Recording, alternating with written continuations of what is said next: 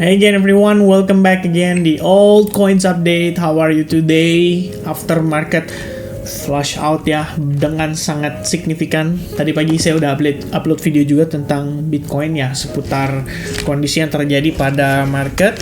Actually Bitcoinnya biasa-biasa aja, cuma memang kapitulasi sangat berasa sekali dari sisi altcoins-nya, dengan total likuidasi dalam 24 jam terakhir itu mencapai 1,56 miliar dolar. Dan kalau kalian cek ini terbesarnya tuh datang dari others yang artinya di luar daripada Bitcoin, Ethereum dan top 10 crypto lainnya ya. So far ini terbesar. Dan itu artinya sebenarnya event yang berlangsung ini bisa dibilang merupakan potensi kapitulasi yang sekiranya bisa memberikan kelegaan ya pada market untuk kemudian dia bisa rally kembali. Jadi kenapa ya kadang-kadang kondisi seperti ini diperlukan?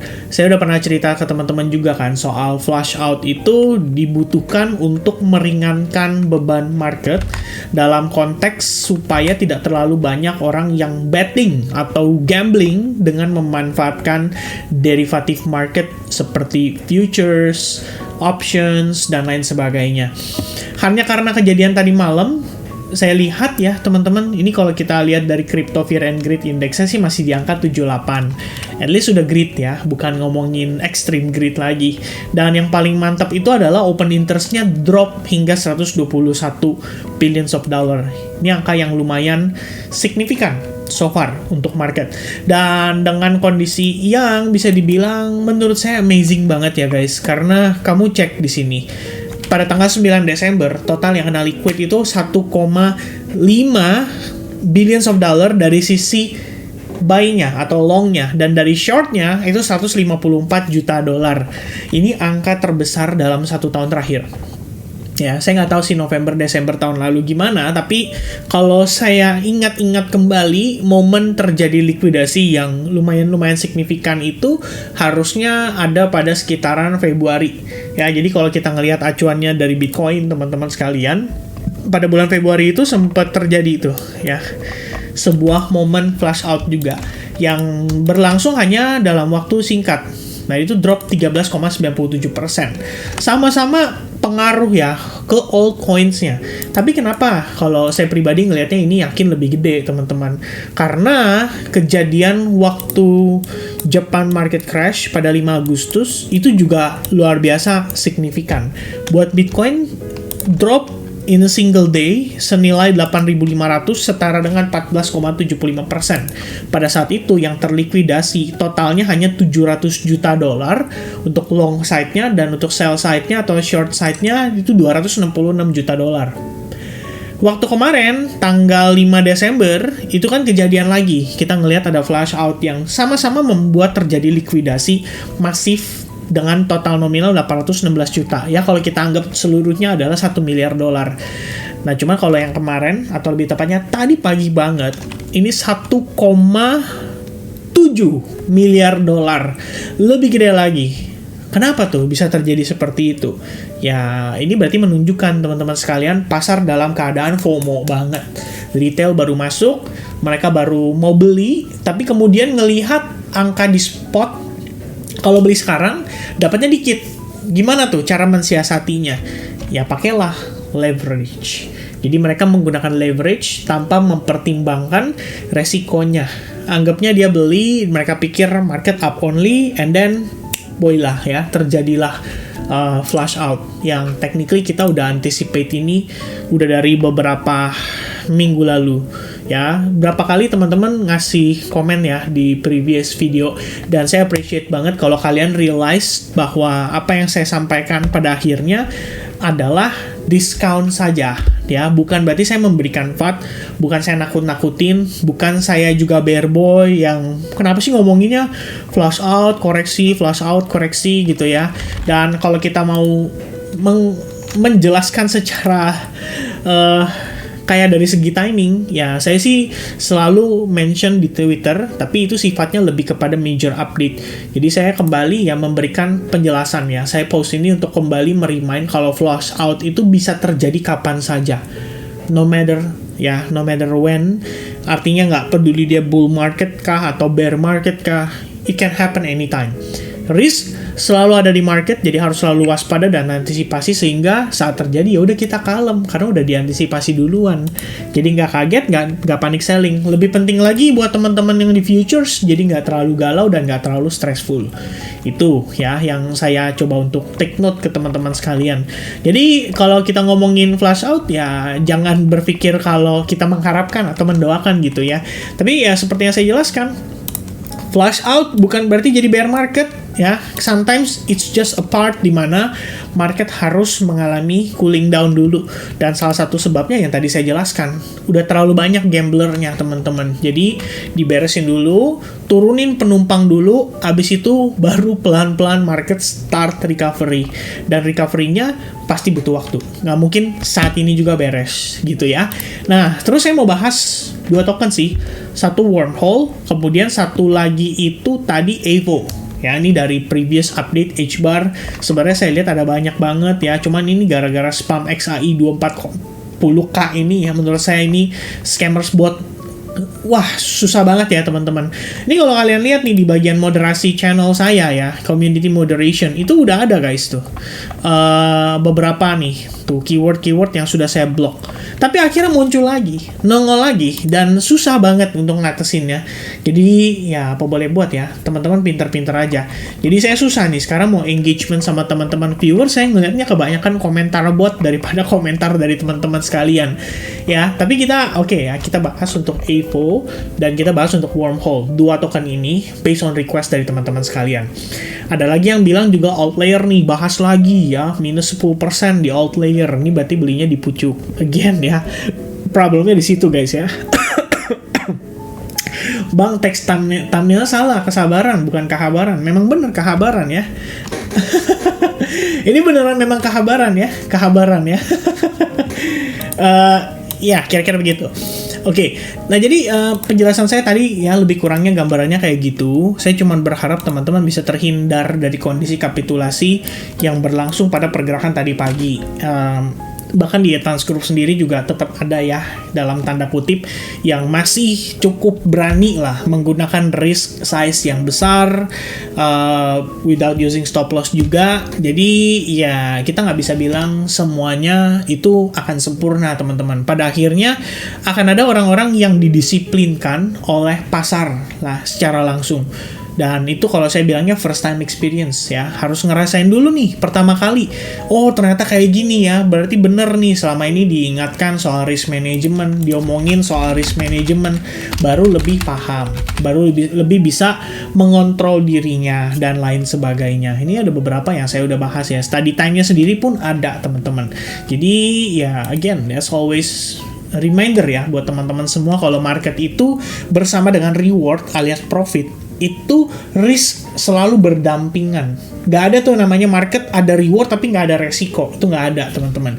Jadi kalau misalnya masih ada yang tanya, Vin, aman gak serok sekarang? Ya, ada yang salah tuh dengan pertanyaannya ya. Bukan aman, tapi resikonya gimana ya? Masih jauh gak nih? Risknya gimana? Masih besar gak nih? Gitu.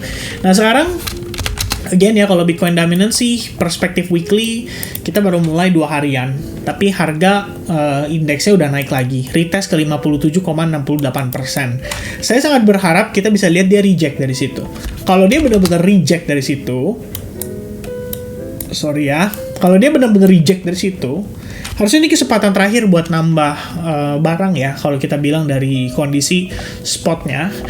Dengan ekspektasi teman-teman harus tahu ya di mana remnya gitu loh. Karena kalau misalnya kamu telat ngerem dikit aja, kamu nyemplung tuh ke bear market, dan by the time kamu nyemplung ke bear market, susah banget covernya teman-teman ya. Maksudnya susah banget recovery-nya, bakal beban banget, bakal enak banget, bakal capek banget. Itu yang selalu saya tekankan kembali berkali-kali. Jadi kamu harus tahu kapan kamu harus berhenti ya. Jangan sampai kamu udah lihat ujungnya tuh, itu jurangnya tuh ya, tapi semepet mungkin, kalau bisa pinggir jurang gitu loh. Nah itu hati-hati, jangan sampai terjadi kondisi seperti itu. Kalau dari Others Dominance, technically setelah kita ngebentuk right angle descending broadening wedge pattern, finally kan kita udah dapetin nih dia posisinya breakout. Dan dari breakout itu udah disambut juga kok dengan retestnya. So ini adalah area yang semestinya memiliki peluang yang cukup oke. Saya nggak bilang bagus banget, karena kita ngelihat overall dari tren keseluruhan, koreksi atau retracement kita itu baru 38% lebih kurang ya. Bahkan belum nyampe. Ya, ingat teman-teman, belum sampai. 23% dites di sekitaran 368 billions of dollar, lagi coba holding di atas level itu, but at the same time memang kita juga bisa bilang ini adalah area resistance-nya. Jadi memang sewajarnya kalau misalkan kita ngelihat dia bisa ngebentuk support di situ. Mudah-mudahan ya. Kalau misalkan betul demikian, maka ya kita belum beres-beres banget. Masih ada potensi untuk kita ngelihat dia rebound kembali dan even going higher untuk testing ke atas di level all time high yang terbentuk pada November 2021. Ini buat market cap altcoins di luar top 10 coin. Jadi saya nggak ngomongin total 3 yang technically kemarin udah ngepoke. Ngepoke itu artinya udah ATH tuh. Ya udah sempat ATH, tapi kemudian dia gagal bertahan dari area resistance-nya. Kena reject, dan saya rasa wajar banget di angka 1,13 triliun dollar di situ kita kena rejection. Well, maybe ya we need some kind of base dulu supaya dia mempertahankan higher low ini guna menjemput juga lebih banyak demand dari bawah. Jadi ya harus dikasih koreksi. Beresin dulu, di wipe out dulu, dibuang-buangin dulu order yang terlalu exceeded atau terlalu berlebihan, baru kemudian dimanfaatkan kembali oleh para whales untuk sero atau melakukan akumulasi. Ingat teman-teman, prinsipnya kalau misalkan whales itu mau belanja sekalipun, mereka akan dengan sabar ya. Kalau bisa pertahanin harga segini, mumpung saya dapat harga bagus, saya coba pertahanin. Ya, saya mau dalam tanda kutip para market ya atau para retail di sini masih punya bayangan kalau ya ini market masih bearish ya, atau malah memasuki fase bearishnya. Sehingga pada saat itu terjadi, akan jadi lebih banyak likuiditas bagi mereka untuk memanfaatkan dip yang berlangsung saat ini. Kalau misalkan tiba-tiba market recovery dengan strong banget dalam waktu yang sangat singkat, itu udah pasti bakal bikin retail FOMO lagi. FOMO-nya to the max, dan pada akhirnya ya mereka bakalan kesulitan untuk dapat barang karena orang yang jualan sedikit. Tapi kalau misalnya kondisi kayak gini, digoyang dulu kapalnya, ya dibikin mual dulu, lama-lama kan orang kesel. Ini kapan naiknya nih? Wah, ini kayaknya bear market nih. Wah, ini kayaknya exit sekarang nih. Dia yang nggak punya pegangan, dia yang nggak paham begitu atau nggak begitu paham dengan siklus daripada market kripto dari cycle bull sebelumnya, ya udah itu yang jadi sasaran, yang jadi targetnya. Kira-kira seperti itu. Ya, kalau dari USDT dominant sih kita udah testing ke area trendline resistance-nya. Bukan berarti dia pasti akan turun ya. Jadi jangan salah paham juga teman-teman. Namanya kita analisis, ya kita kan memang mengharapkan dia drop. Tapi kalau misalkan ternyata dia testing ke resistance seperti ini dan dia malah naik lagi, ya harus ngerti juga guys. Overall USDT dominance itu berada di level yang sangat kritis buat bear-nya. Ya, kalau bear nggak pertahankan level itu, kalau bull nggak pertahankan level itu, technically market bakal rally parabolik banget. Karena ini USDT guys. Berarti kan orang-orang yang parkir uang di USDT, mereka sedang unload dan masuk ke market kembali. Tinggal pertanyaannya masuknya kemana? Bitcoin kah? Altcoins kah? Nah, ngecek lagi dari sisi others dominance dan Bitcoin dominance, serta kalau kalian mau cek satu persatu ya Solana dominance, kemudian mau cek lagi di Ethereum dominance, dan lain sebagainya. Ya, banyak banget alternatif yang harus kalian cek dari segi indeksnya. Tapi at the end, ya intinya USDT turun sama dengan market relatif bullish. USDT naik, ya USDT dominance naik, market relatif bearish. Itu dulu. Nah, kalau kita lihat dari perspektif weekly, andaikan kita nggak dapet ini, dia breakout nih ya dari area trendline tersebut. Yang saya khawatirkan teman-teman, yang harusnya kita perhatikan baik-baik adalah itu artinya ada possibility market bisa naik dulu nih ya, atau market bisa turun dulu, koreksi lebih jauh. Entah dia akan testing ke previous support resistance di 4,95% atau di kisaran high point-nya aja 4,5%. Nah, antara dua level atau area itu yang Anda harus perhatikan dengan seksama untuk kembali melakukan cicil beli atau DCA ya, kira-kira begitu. Nah guys, sekarang kita bahas dulu nih untuk wormhole. Gimana nih kabarnya wormhole ya? Tampaknya kalau kita lihat dari perspektif weekly, wormhole itu kan lagi dalam tahap konsolidasi. Artinya memang dia bisa dibilang relatif lagi pertahankan nih area tersebut. Cuma kalau dari daily, yang membuat kesal itu adalah dia nggak mampu bertahan di atas SNR-nya dengan proper. Akhirnya dia breakdown, tapi breakdown-nya ini atau kembali kayak kita bilang kayak mengalami fake out. Tapi fake out-nya ini menurut saya dalam batas yang relatif masih wajar. Ya, kalau di sini kamu hubungkan trend line, andaikan kita ngelihat ada higher low terbentuk, well, kita bisa expect tuh dia retest sampai ke level tersebut.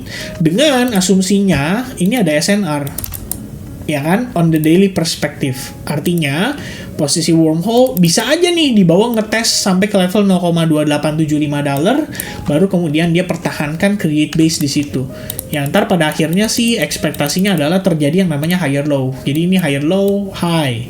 Higher low, high. Higher low, ya ekspektasinya higher high. Kira-kira begitu. Nah, ini teman-teman bijak-bijak aja manfaatin kondisi marketnya. Tapi kalau menurut saya dengan situasinya saat ini akan wajar kalau misalkan, atau akan lebih baik kalau misalkan dia bisa create base di atas area SNR tersebut. Supaya nanti take off-nya lebih cepat ya teman-teman sekalian. Kalau misalnya nggak kebentuk itu gimana, Vin? Ya udah teman-teman sekalian, berarti ada kemungkinan wormhole masih belum puas ya melakukan akumulasinya, dan akumulasi tersebut bisa jadi sampai ke level kembali terendahnya di kisaran $0.2. Ya, cuma itu kalau saya lihat dari berdasarkan acuannya di USDT dominance, kemudian dari others, kayaknya agak sulit sih. Tapi ya bukan berarti tidak mungkin terjadi. Itu aja sih mungkin ya teman-teman sekalian ya. Aduh Vin, kebanyakan kemungkinan. Ya intinya dia konsolidasi. Sorry guys ya. Intinya dia konsolidasi. Artinya ada kemungkinan sedang diakumulasi di level tersebut. Kuncinya adalah di sini sebetulnya.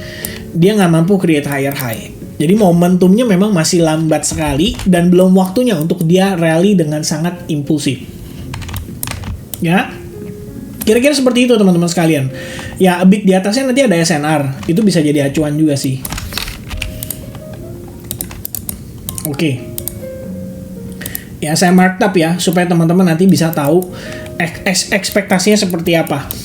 Jadi kalau misalnya teman-teman pedagang tulen nih, ya udah gampangnya kamu cari area-area yang menurut kamu bagus, mungkin di SNR ini, atau mungkin slightly lower di dekat trend line-nya, atau mungkin kamu lebih ini lagi ya, lebih pelit lagi, kamu nunggu sampai dia balik testing ke area kritisnya, dan area kritisnya harusnya ada di sini. Nah ini lebih kurang ya. Itu untuk penjelasan seputar wormhole. Nah berikutnya teman-teman sekalian, Evo termasuk yang juga tampaknya banyak nyangkut ya. Di tahun 2024 ini nggak sedikit yang ngomongin soal Evo atau request soal Evo. Dan pada akhirnya, ya, lumayan banyak menyita aset orang ya untuk tersangkut teman-teman sekalian. Kalau kita lihat dari perspektif SNR, sebenarnya ini relatif oke. Kita di sini ketahan dari area SNR-nya juga memang. Jadi memang nggak gampang ya untuk dia bisa breakthrough langsung. Cuma good news-nya teman-teman, kalau kamu lihat di sini, setelah dia terkonsolidasi cukup lama, Evo akhirnya berhasil atau sukses breakout dari situ dan menciptakan penguatan yang dalam tanda kutip bisa kita apresiasi dengan terbentuknya higher high dari previous high point. Ya kira-kira begini teman-teman sekalian. Jadi proses yang saat ini berlangsung pada Evo, kalau kita lihat sekilasnya, di sini kan saya anggap dia naik, lalu dia pull back. Baru ada create higher high di sini. Lalu dia pull back. Dia create higher high lagi dan sekarang dalam proses pullback. Kalau kita lihat dari situ, seandainya teman-teman sekalian, teman-teman mau nyari berdasarkan Fibonacci, kita bisa pakai swing yang berlangsung di sini sebagai acuan ya. Kira-kira di level mana tuh yang ada confluence-nya. Sebetulnya ada beberapa level, 62, even 50% retracement. Nah yang menarik ada dua level kalau menurut saya, nggak di 62, tapi di 50 dan 79%. Kalau di 50%, ini karena kita confluence. confluence dengan apa? Dengan area of resistance juga. Jadi di sini resistance, support, resistance, and then resist, baru dia naik lagi, maka di sini ada potensi jadi support, dan itu dekat dengan level 0,5%. Jadi memang ini adalah level area confluence yang cukup menarik. Sementara kalau dari sisi bawah 0,79%, kenapa di level ini menarik? Satu, kita juga mendapati adanya order block. Ya, order block itu terbentuk dari area range ini. Which means kalau misalkan memang kita dikasih ke level itu, saya rasa akan jauh lebih menarik ya. Kalau misalnya teman-teman memang berniatan untuk mencari setup entry pada si Evo. Kalau saya pribadi, jujur teman-teman sekalian jangan ditanya ya ada pegang atau enggak. Tempo hari atau lebih tepatnya pada saat itu kita ngomongin Evo sebelum listing. Artinya baru tahap mencari airdropnya ya, atau baru tahap mencari token gratisnya lah dari hasil transaksi di dalam DEX-nya sendiri. Kemudian pada saat harga naik pun ini sempat kita manfaatkan untuk sekedar trading. Tapi kemudian saat invalidasi kita juga mengerti bahwa ada possibility Evo ini mengalami koreksi lebih jauh. And voila ya, dari koreksi jadi bearish ya teman-teman sekalian. Dan salah satu pertimbangannya kenapa Evo bisa terjadi seperti itu, karena seingat saya waktu itu ada sentimen negatifnya. Di pertengahan jalan tiba-tiba Evo ngeluarin token yang dimiliki oleh timnya yang tadinya harusnya di lock ya, kalau saya nggak salah teman-teman, dikeluarkan, dan itu yang menyebabkan aktivitas selling pressure lebih masif pada Evo. Ya saya pikir kejadian seperti ini sangat-sangat unfortunate ya, sangat-sangat disayangkan. Karena kalau misalkan mungkin mereka pertahankan ya, bisa nahan diri, mereka mau jaga sentimennya. Waktu bull run yang sekarang sedang berlangsung, katakanlah dari Oktober ke Desember ini aja, saya rasa Evo mungkin udah bisa balik ke angka 2 atau bahkan $3. Mereka baru mau jual, mungkin di situ akan lebih menarik ya dari segi profitnya. Tapi ya mau gimana teman-teman, kita nggak tahu apa alasannya. Tapi at the end of the day ya Evo saat ini sudah dengan sentimen negatif. Kalau saya sih mungkin kepikiran ya teman-teman, kalau untuk sekedar trading sih oke. Tapi kalau misalkan teman-teman berencana untuk hold yang bener-bener confident banget, saya rasa agak perlu diwanti-wanti sih, agak perlu diperhatikan, perlu dikhawatirkan. Mungkin kayak gitu kali ya bahasa yang tepat guys. But yeah, for now Evo ya, saya doakan yang terbaik. Semoga aja dia bisa reclaim kembali angka $1. Dan yang lebih penting adalah semoga aja dia bisa pertahanin area ini ya. Kalau dia bisa create base, maka settlementnya di range price tersebut bisa jadi potensi higher low yang ideal. Sebab kalau kita lihat dari sini, harusnya ini higher high dan higher low. Ya, lebih kurangnya ekspektasi seperti itu. Oke, so itu dia update dari saya teman-teman untuk altcoins update hari ini. Thank you very much guys for paying attention. Semoga informasinya bisa bermanfaat, dan sampai jumpa kembali di update berikutnya untuk Bitcoin. God bless to you all. Cheers and bye-bye guys.